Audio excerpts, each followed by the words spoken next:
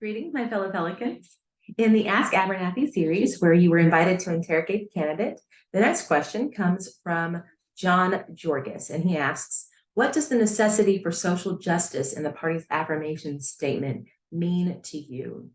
And I answered his question briefly below the comment. And I began with a quote from the Reverend Dr. Martin Luther King from a speech he gave back in 1963, which you've likely heard: injustice anywhere is a threat to justice everywhere. We are caught in an inescapable network of mutuality, tied in a single garment of destiny. Whatever affects one directly affects all indirectly. And I used that quote, but made sure to follow up with the caveat that I don't think that we should fight for social justice just because what goes around comes around. There's a common poem, piece of prose that is passed around. You know, at first they came for this group of people, but I didn't speak up because I was not part of that group of people. And then they came for the next group. And by the time they came for me, there was no one to speak up for me. I'm not suggesting in any way that we should stand up for social justice issues because it might affect us, because there might be some sort of casualty or blowback on other people, on us. So I'm not saying that we should fight for the rights of immigrants to be treated humanely, asylum seekers to be treated with dignity, to be welcomed, because there might be some sort of consequence to us later for that. You know, as an American citizen, you know, there's very little I have to worry about when it comes to those injustices, because, you know, I had the good fortune of having to happen to be born. Wow, that was a tongue twister, right here in America. So I don't have that concern. But that doesn't mean that the way that these people are treated don't grieve me. Likewise, I am not a person of color, clearly. I am a white woman. And therefore, if I were to go missing, I would generate a lot of media attention by virtue of the fact that, oh my goodness, a white woman is missing. My Black best friend, she would not. These sorts of injustices are disturbing because they're disturbing. And we don't need to fight against social injustice or fight for social justice because we're afraid that if we don't, we might suffer for it in some way. I'm saying we need to do it because it is the right thing.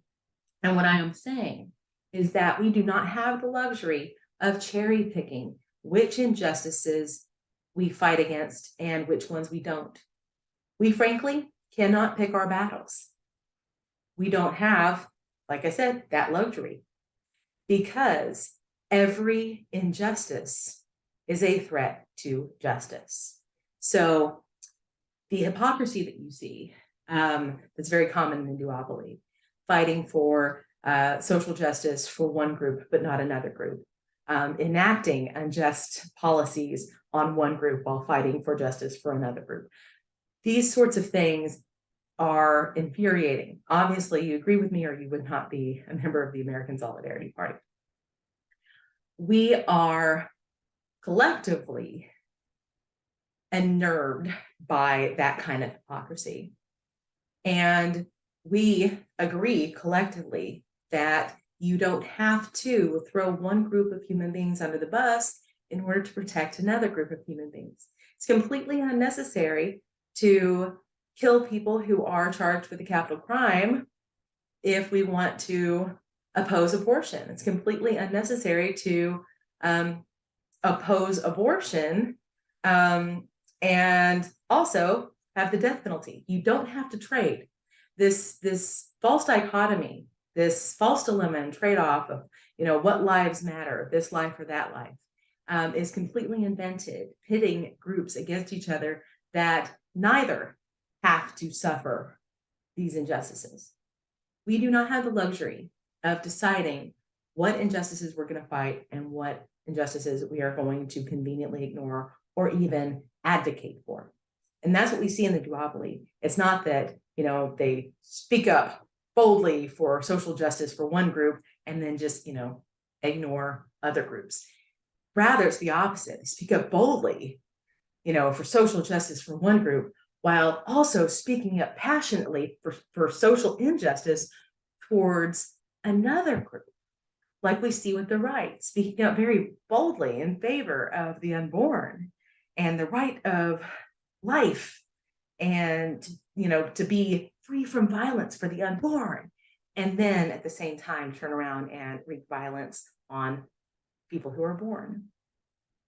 And see same thing on the left, fiercely advocating for social justice for born people, while also staunchly in favor and cheering and championing destroying unborn children. That's a problem. So I believe that we must fight for social justice consistently across the board, without exception, just like we believe that human dignity and the right to life and the right to the dignity of the human person is immutable and not changed by any arbitrary characteristic. Every arbitrary characteristic that is used to dehumanize people is done in that way because there's some group of people looking to exploit them in some form or fashion. That's why people are dehumanized. That's why they come up with reasons why it's okay to kill this group or that group, because these people think that they prefer those people dead. These people get in their way. They don't like this group. So many different reasons why the group with the power feels like they are better off destroying the group without power. And that's essentially what it is. So my answer on the necessity for social justice is that we cannot stay away from social justice issues that are controversial, hot button issues. We cannot stay away from issues of criminal justice reform. We cannot say all lives matter, even though we're the only ones that tend to really believe it, that all lives do matter. We have to stand up for Black lives and how Black lives matter, because Black lives are not being treated like they do matter. We have to fight for people to be able to survive a traffic stop, to not be stopped in traffic because racial profiling.